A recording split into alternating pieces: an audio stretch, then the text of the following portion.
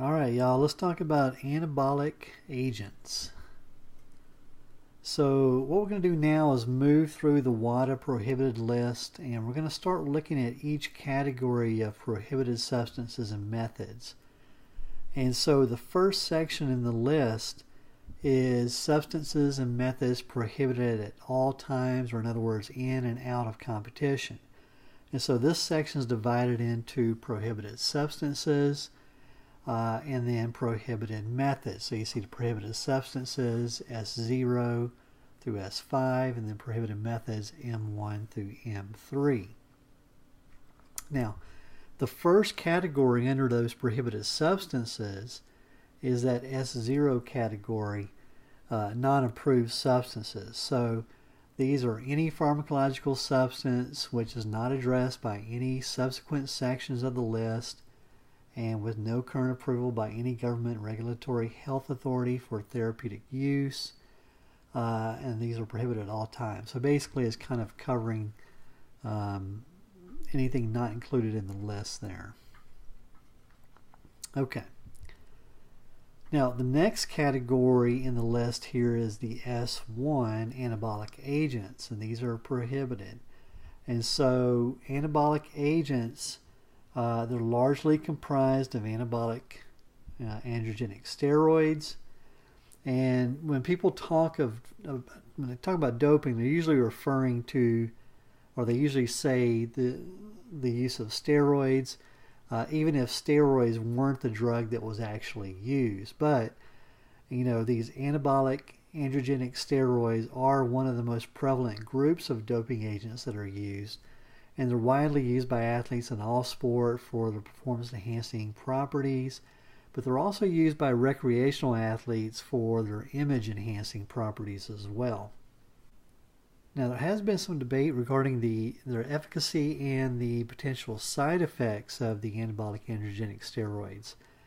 And historically, research on these performance-enhancing effects has not supported the anecdotal evidence of their efficacy.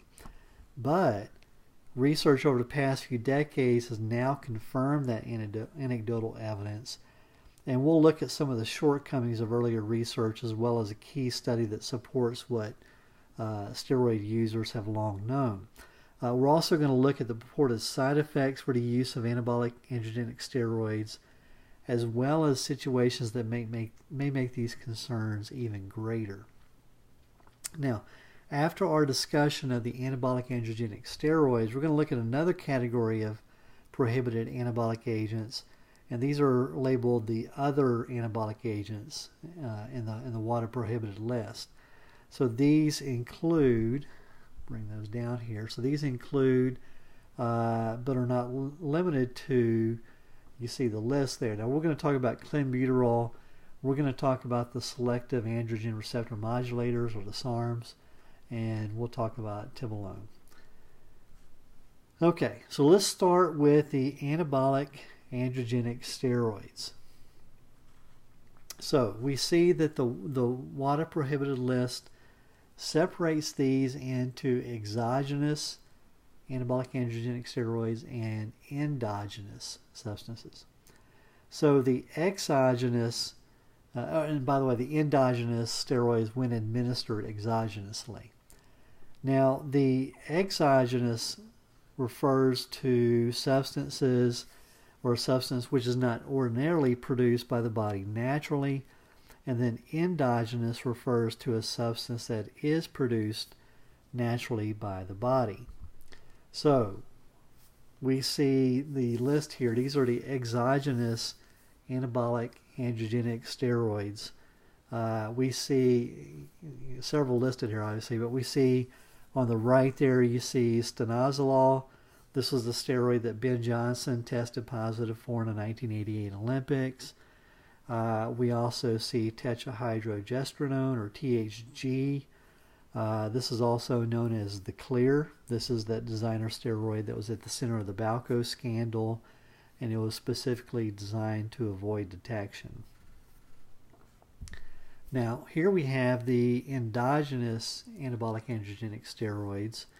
Now remember, these are naturally produced by the body, So these pose a problem with regards to detection, and we'll talk about that in a separate lesson. Okay. So let's look at the anabolic androgenic steroids. So what are these? Okay, so first what you're going to notice is the use of the terms anabolic and androgenic in the title. And so the reason is that these compounds have both anabolic and androgenic properties. Now, the athletes that we're going to be talking about, they're generally interested in the anabolic properties only, and they're going to want to try to minimize those androgenic properties. Now, these are natural, so what these are, they're compounds that are structurally and functionally related to testosterone. And remember, testosterone is an androgen or the male sex hormone. So they're referred to as steroid hormones, and they're produced in the testes, ovaries, and the adrenal cortex. Now, as hormones, they're transported in the blood to different target organs where their effect is mediated via the androgen receptor, and we'll talk more about that in a minute. So testosterone is the primary anabolic androgenic steroid. Now, you'll recall that testosterone was first isolated and synthesized in 1935. However, when taken orally, it's going to be rapidly broken down by the liver by first-pass metabolism. And so they sought to get around this, and analogs were developed that would resist first-pass metabolism. And initially, there was great interest in testosterone and its analogs as a therapeutic agent, but then its use as an anabolic agent began to be exploited for sport. And this is going to be a common theme we're going to see with doping in sport, is they realize the therapeutic benefits, and then not too long after, they realize the potential for performance enhancement in sport. Okay, so let's look at testosterone and its analogs here. So, testosterone has the chemical formula C19H28O2, and it's the primary, as we mentioned before, it's the primary male androgen, and is responsible for development and maintenance of male characteristics, including secondary sex characteristics, development and maintenance of lean body mass, and it has a significant role in human sexual behavior, for example, libido. Now, it's mostly produced in the testes by the Leydig cells. About 95% is produced this way. But it's also produced by the adrenal glands and through conversion of weaker androgens like androstenedione. Now, we'll talk about that more in just a minute here. Now, females also produce testosterone, but in much smaller quantities. And in females, we're going to see testosterone is produced by the ovaries, the adrenal glands, and via conversion of androstenedione. Now, testosterone is not the only androgen, although it's considered a primary one. We'll see there are several weaker androgens that are produced by the cortex, the adrenal cortex, and these are going to be converted to more potent androgens. Now, testosterone and its analogs have a similar structure. So with testosterone, 17 of the 19 carbons form a skeleton of the molecule. So you see that skeleton here. So this skeleton consists of 4 fused rings. We see that here, and those are labeled A, B, C, and D. So you can see A, B, and C, these are 6 carbon rings. So each of those points represents a carbon. So there are 6 carbon rings fused together. And then D is a 5 carbon ring fused to the C ring there. So this is called an androstane skeleton. Now, the carbon atoms in the skeleton are numbered, as you see here. And carbon has, it's kind of a brief review here, carbon has 4 electrons in its outermost valence shell. So it can form 4 covalent bonds and complete a octet. Now, in natural products, all 4 bonds are used. So, for example, if you looked at carbon 4 there, you see that it's formed single bonds with carbon 3 and carbon 5. What's not shown here is the other 2 bonds are with hydrogen atoms. Now another example is carbon 10 in this figure right here.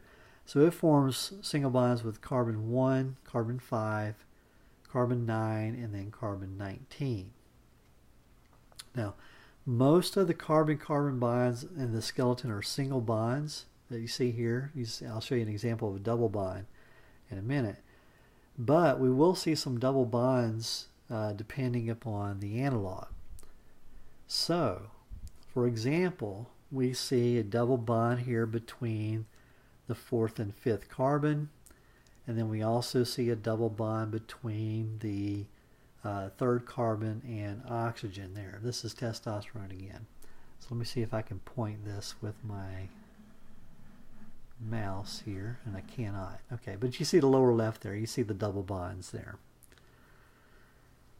Okay, now as we mentioned before, testosterone is the primary androgen but not the only one. We talked about there are several weak androgens produced in the adrenal cortex, and these can be converted to more potent androgens like testosterone. So here's some examples. So here we have dihydroandrostenedione, or DHEA. So the enzyme 3-beta-hydroxysteroid dehydrogenase is going to convert DHEA to androstenedione. Now you can see it's the same skeleton, but in this case the hydrogen in that hydroxyl group on the bottom left there at the 3rd carbon, that's been removed, so hence the name in the enzyme dehydrogenase.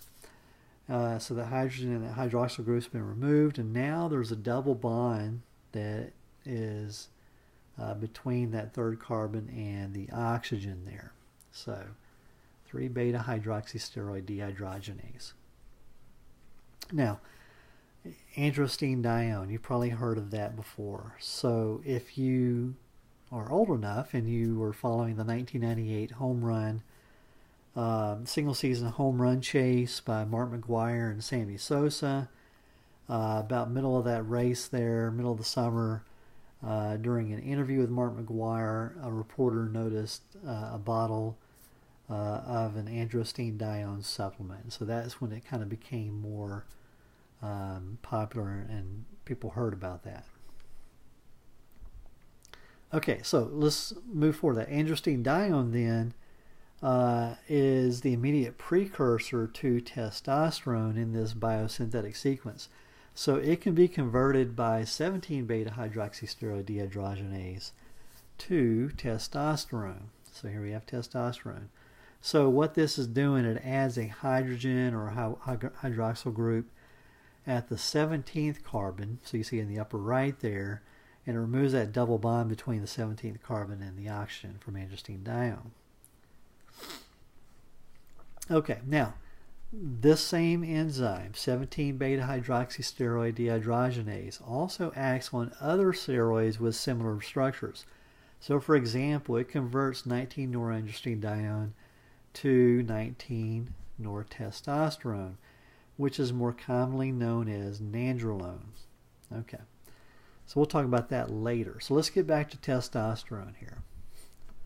Okay, so testosterone can be converted to here it is, 5-alpha dihydrotestosterone, or DHT, and that's done by the action of 5-alpha reductase, the enzyme. So that DHT is probably the most potent androgen after testosterone, and it has a high affinity for the androgen receptor, and it has a direct role in development of secondary sex characteristics. So it has a androgenic effect, a potent androgenic effect there. Now, testosterone actually acts as a precursor to DHT in skin, and that promotes hair growth, and also in reproductive tissue and promotes prostate gland growth, for example. Now, 5-alpha reductase is undetectable in skeletal muscle. So instead of testosterone being converted to DHT in skeletal muscle, testosterone has a direct effect via the androgen receptors there. Okay, so testosterone is converted to DHT. Also, in adipose tissue, aromatase, the enzyme aromatase, converts testosterone to estradiol. Now, estradiol, if you remember, is a form of estrogen, which is the primary female sex hormone. So we see testosterone can be converted to DHT or to estradiol. So, how is testosterone production controlled in the body? So, it's controlled via the hypothalamic pituitary gonadal axis. So, in both male and the female HPG axis, the hypothalamus, see at the top there, hypothalamus is going to signal the release of gonadotropin-releasing hormone. This hormone signals the anterior pituitary to produce and release gonadotropins. These are luteinizing hormone, which is LH, and then follicle-stimulating hormone, which is FSH. Now, in males, that luteinizing hormone is going to signal the Leydig cells in the testes to release testosterone, while FSH is going to be responsible for spermatogenesis. Now, in females, LH and FSH signal the ovaries to produce estrogen and progesterone. Okay, now this HPG axis here has negative feedback control. So, for example, if you look on the left there, testosterone, elevated testosterone, is going to inhibit that gonadotropin releasing hormone. So it inhibits the release of that by the hypothalamus. Also, we're going to see that testosterone is going to block or inhibit the release of luteinizing hormone from the anterior pituitary as well.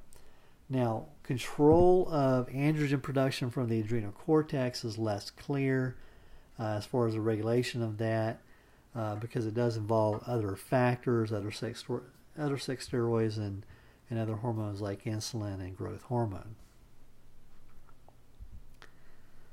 Okay, so testosterone is circulated in the bloodstream either freely or bound to proteins.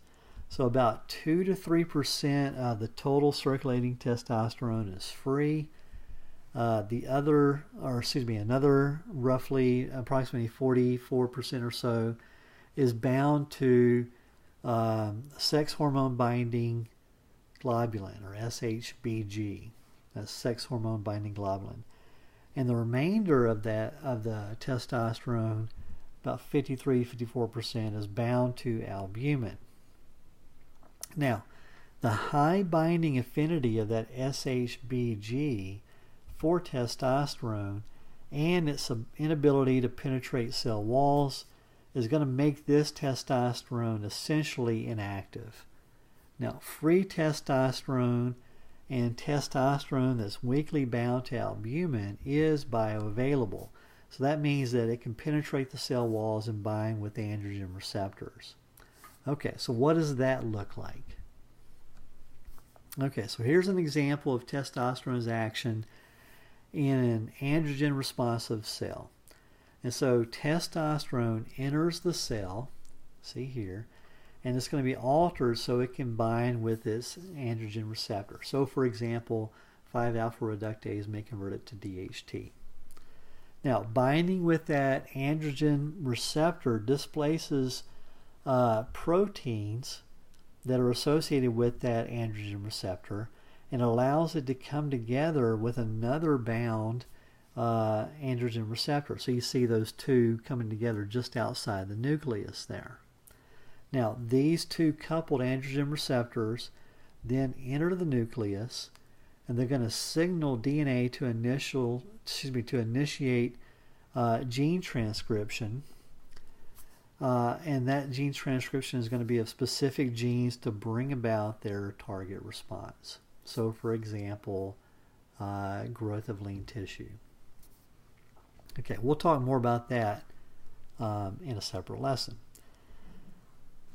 Okay, so we've looked at testosterone, We've looked at as natural precursors and derivatives. So let's look at modification of testosterone. So modification to testosterone to create these anabolic androgenic steroids. Okay, so production of anabolic androgenic steroids is aimed at trying to do one or more of the following. So they want to maximize the anabolic effects, not androgenic effects. They want to minimize the androgenic effects. They want to increase the metabolic half-life.